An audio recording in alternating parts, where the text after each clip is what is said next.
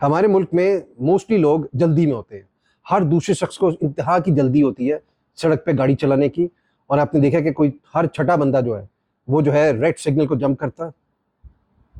अब हैरानी की बात यह है कि जब रेड सिग्नल को अभी क्रॉस कर रहे हैं और इतनी जल्दबाजी में गाड़ी चला रहे हैं, और आप अपनी जो मंजिल पे जहां पहुंचना है, मंजिल मकसूद पे, डेस्टिनेशन पे या अपनी जॉब्स पे, वहां सारे लेट पहुंचते हैं। अब ये बड़ी हैरानी की बात है कि जल्दबाजी भी कर रहे हैं और जगह पे भी सही टाइम पे नहीं पहुंच रहे। उसका बेहतरीन हल क्या है कि जिस टाइम पे आप घर से निकलते हैं उससे 10 मिनट पहले घर से निकलें, सिर्फ 10 मिनट पहले, और गाड़ी सुकून से चलाएं।